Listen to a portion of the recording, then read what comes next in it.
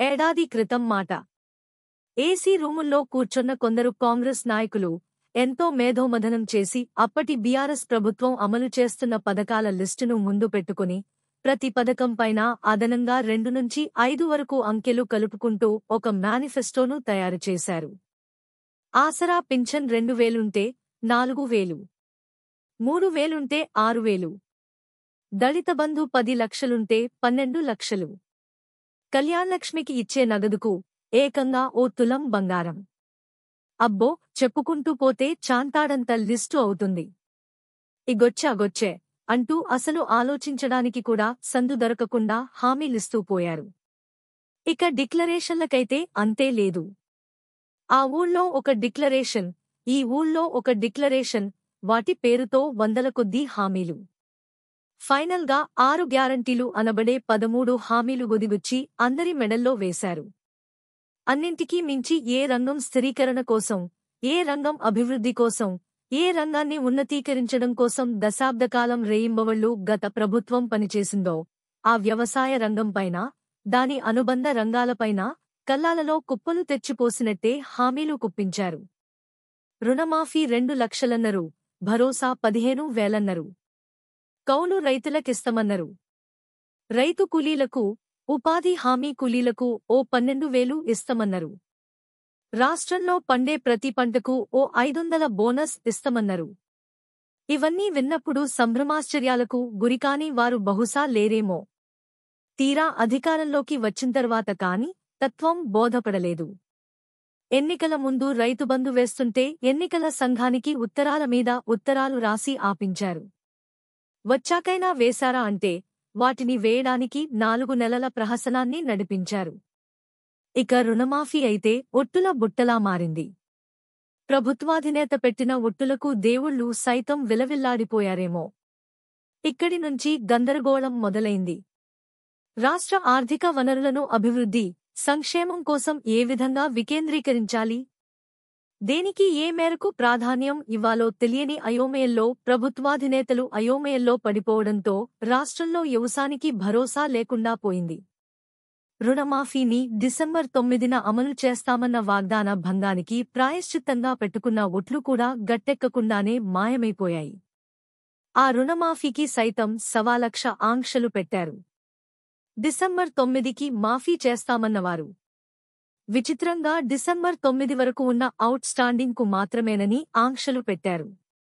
కనీసం అదైనా చేశారా అంటే ఆలస్యమైన 8 నెలల్లో పెరిగిన అదనపు అవుట్ స్టాండింగ్ సొమ్మును కడితే తప్ప అంతకుముందు రుణాన్ని మాఫీ చేస్తామన్నారు. ఇదంతా కొంతకాలం సాగదీసే యత్నం తప్ప మరేమీ కాదు. పైగా కుటుంబానికి ఒకరికి మాత్రమే అన్నారు. రేషన్ కార్డులు తప్పనిసరి అన్నారు. ఇలా రకరకాల నిబంధనల మాయతో రుణమాఫీ లబ్ధిదారుల సంఖ్యను గణనీయంగా తగ్గించుకోగలిగారు. 3 దశల్లో చేసినప్పటికీ ఇంకా 100% పూర్తి కానేలేదు. పాలమూరులో పెద్ద సభ పెట్టి 2,750 కోట్ల రూపాయల చెక్కునిచ్చి ఇక దీంతో 100% రుణమాఫీ పూర్తయిందని ముఖ్యమంత్రి స్వయంగా ప్రకటించారు. వాస్తవానికి ఆ 2,750 కోట్ల రూపాయలు రైతుల ఖాతాల్లో జమకానేలేదు.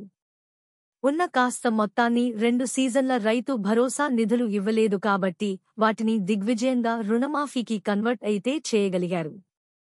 ఇప్పుడిక స్థానిక సంస్థల ఎన్నికలు జరపాల్సిన సమయం వచ్చింది కాబట్టి తప్పనిసరిగా రైతు భరోసాను ఇస్తమన్నారు.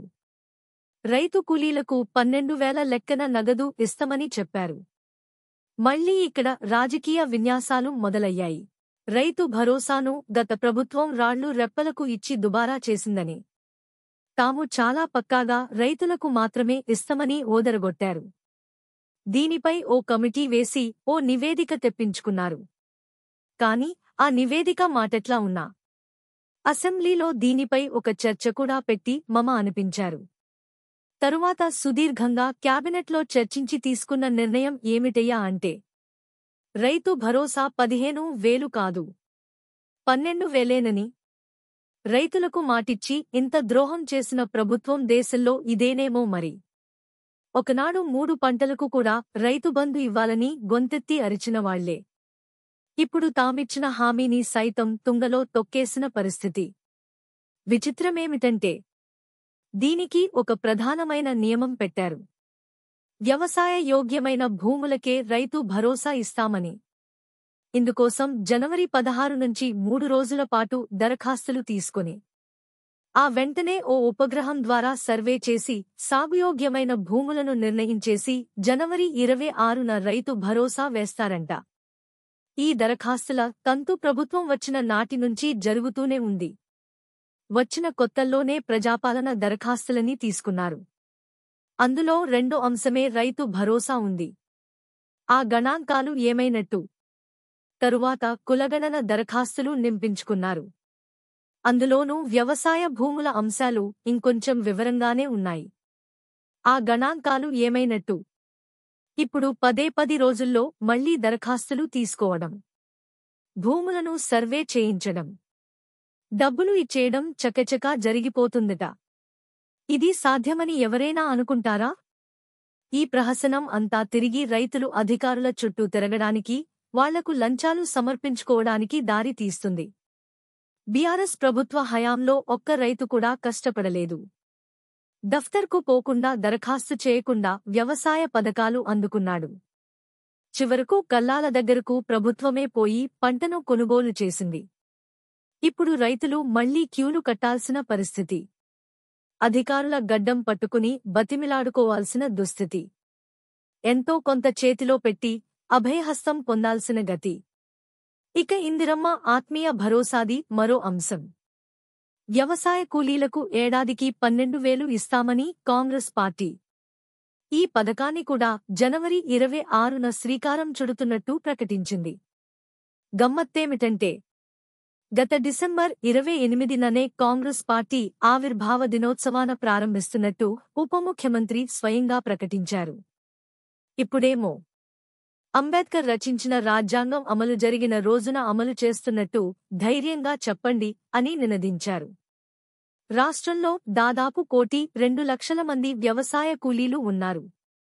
ప్రభుత్వం పెడుతున్న మొదటి ఆంక్ష ఏమిటంటే గుంట భూమి ఉన్న వ్యవసాయ కూలీ కింద పరిగణించేది లేదు అన్నది. వారికి రైతు భరోసా వస్తుంది కాబట్టి ఇందిరమ్మ భరోసా అవసరం లేదన్నది ప్రభుత్వ సూత్రీకరణ.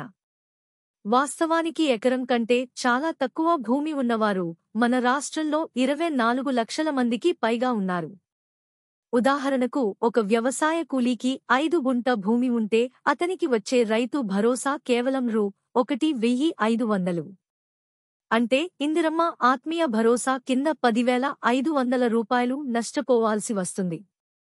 10 గుంటల భూమి ఉన్న కూలీకి రూ. 3,000 ఉంటే నష్టపోయే ఆత్మీయ భరోసా రూ. 9,000. అంతేకాకుండా రాష్ట్రంలో 50 లక్షల వరకు ఉపాధి హామీ కార్డులు ఈజీఎస్ ఉన్నాయి. ఈ కార్డులున్న కూలీలు 20 రోజులు పనులకు పోకపోతే వారికి ఇందిరమ్మ ఆత్మీయ భరోసా వర్తింపజేయమని మరో నిబంధన విధిస్తున్నారు. ఈ రకమైన నిబంధనలతో దాదాపు 90% మంది వ్యవసాయ కూలీలకు ఇందిరమ్మ ఆత్మీయ భరోసా వర్తించదు. ఆత్మీయ భరోసాలో 3 సమస్యలున్నాయక. ఒకటి ఏమైతుందంటే గుంట భూమి ఉన్న ఇందిరమ్మ ఆత్మీయ భరోసా రాదు అని అన్నారు కదా, దానివల్ల కొద్దిగా నష్టమైతుంది. ఎస్సీ ఎస్టీ బీసీలకు ఏమైతుందంటే 5 గుంటలు 10 గుంటలు ఉంటుందక్క. 5 గుంటలు ఉంటే రైతు భరోసా కింద వాళ్ళకు 750 వానకాలం 750 యాసంగి 1,500 రూపాయలు వస్తుంది. ఆ 5 గుంటలు లేకపోతే 12,000 వస్తుంది. సో 10 గుంటలుంటే 3,000 వస్తుంది, 20 గుంటలుంటే 6,000 వస్తుంది. అంటే కొద్దిపాటి భూమి ఉన్న వాళ్ళు, ఎకరం లోపు భూమి ఉన్న వాళ్ళు ఇందిరమ్మ ఆత్మీయ భరోసా కింద 12,000 రూపాయలు వస్తే ఈ రైతు భరోసా కింద వాళ్ళకి తక్కువ డబ్బు వచ్చి నష్టపోతుంటారు కనుక దయచేసి ఎకరం లోపు భూమి ఉన్న వాళ్ళు 24,57,000 మంది ఉన్నారు. 24,57,000 మంది వాళ్ళందరూ నష్టపోతారు. మీరు ఆప్షన్ ఇవ్వండి, మాకు 5 గుంటలు 3 గుంటలు ఉన్న వాళ్ళు మేము రైతు భరోసా తీసుకోము, ఇందిరమ్మ ఆత్మీయ భరోసా తీసుకుంటామంటే వాళ్ళకి 12,000 వచ్చే అవకాశం ఉంటుంది. అదర్వైజ్ పేదవాళ్ళు ఎస్సీ ఎస్టీలు బీసీలు ఉంటారు. ఇది ఒక్కటి మీరు కన్సిడర్ చేయాలనేది నా రిక్వెస్ట్. ఇందులో ఇంకొక ప్రాబ్లం ఉంది అక్కడ ఇందిరమ్మ ఆత్మీయ భరోసాలో 60 ఏళ్లు నిండగానే ఈజీఎస్ కార్డు తీసేస్తారు. అసలు ఈజీఎస్ కార్డుతో లింక్ పెట్టడం కొంచెం ఇబ్బంది ఏమో. 20 పని దినాలు అనేది పెట్టిండ్రు. నిజంగా ఊర్లో గ్రామసభ పెట్టి వీడు వ్యవసాయ కూలీయా కాదా, కూలి చేస్తేనే ఇవ్వండి. కానీ ఈజీఎస్ కార్డు లింక్ పెట్టడం వల్ల 60 ఏళ్ళు దాటగానే ఈజీఎస్ కార్డు తీసేస్తారు ఒకటి. 20 పని దినాలు అనడం వల్ల కొంత ఫిల్టర్ అయిపోతున్నారు. ముఖ్యంగా ఎకరం లోపు భూమి ఉన్న వాళ్ళు ఈ 3 అంశాల మీద దయచేసి మీరు కొంత క్లారిటీ ఇవ్వండి. అంటే 60 ఏళ్ళు దాటిన వాళ్ళకి ఈజీఎస్ కార్డు ఉండదు, కానీ వాళ్ళు కూలికి పోతుంటారు. అటువంటి వాళ్ళని కూడా కన్సిడర్ చేయాలని నా రిక్వెస్ట్. కేవలం 10% మంది వ్యవసాయ కూలీలకు వర్తింపజేసి పథకాన్ని అమలు చేశామని బాకాలుదుకోవడం ఎంతమాత్రం సమంజసం కాదు. ప్రభుత్వం వీరి పరిస్థితిని గుర్తించి తగిన రీతిలో వారి ఉన్నతికి పాటు పడాల్సి ఉంది. తెలంగాణలో రైతుబంధు పథకాన్ని బీఆర్ఎస్ ప్రభుత్వం ప్రవేశపెట్టిందంటే దానికి నేపథ్యంలో దశాబ్దాల రైతుల కడగండ్లు దాగి ఉన్నాయి. తెలంగాణ జీవిక వ్యవసాయానికి అనుబంధంగా ఉన్నది. దాదాపు 70 లక్షల మంది రైతులు తెలంగాణలో ఉన్నారు. అసంఘటితంగా ఉండటం వల్ల, ఉమ్మడి రాష్ట్రంలో ప్రభుత్వాలు చిన్నచూపు చూడటం వల్ల తెలంగాణ రైతులు ఎన్నో వ్యథలు అనుభవించారు.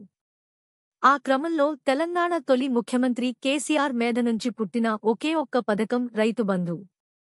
తెలంగాణలో రైతు జీవితాన్ని, వ్యవసాయ ముఖచిత్రాన్ని సమూలంగా మార్చేసింది. ఈ పథకం లక్ష్యమే తెలంగాణలో వ్యవసాయ స్థిరీకరణ, రైతులు ఎవరి దగ్గరా యాచించకుండా చక్కగా వ్యవసాయం చేసుకోవడానికి, ఏ ఒక్క రైతు కుటుంబం కూడా కష్టపడకుండా రైతుబంధుకు అనుబంధంగా రైతు బీమాను కూడా తీసుకుని రావడం ద్వారా అరుదైన నేలల సమాహారంగా ఉన్న తెలంగాణలో అన్ని రకాల పంటలు పండటానికి అనువైన ప్రాంతంగా ఉన్న తెలంగాణలో అద్భుతమైన వ్యవసాయ విప్లవం తీసుకుని రావడానికి రైతుబంధు ఉపయోగపడింది. బీఆర్ఎస్ ప్రభుత్వం 12 సీజన్లలో 70 లక్షల మంది రైతులకు 73,000 కోట్లు అందించింది. ఏ లక్ష్య సాధనతో ఈ పథకం ప్రారంభమైందో ఆ లక్ష్యాన్ని తెలంగాణ రైతులు సాధించారు. తెలంగాణ ఏర్పడక ముందు 7 దశాబ్దాలలో ఎన్నడూ లేనంత పంట దిగుబడులను రైతులు సాధించారు. పడావు పడ్డ భూములు సైతం పచ్చని మాగాణాలైనాయి. వలసపోయిన రైతు బిడ్డలు తిరిగి మాతృభూమికి చేరుకుని పండుగ చేసుకున్నారు. తెలంగాణ రైతులు యవుసం ఇప్పుడిప్పుడే తెరిపికి వస్తున్నాయి. ఈ రంగంలో మళ్లీ కల్లోల పరిస్థితులు తీసుకుని రావద్దు. ప్రభుత్వం రైతుల పట్ల, వ్యవసాయం పట్ల సానుభూతితో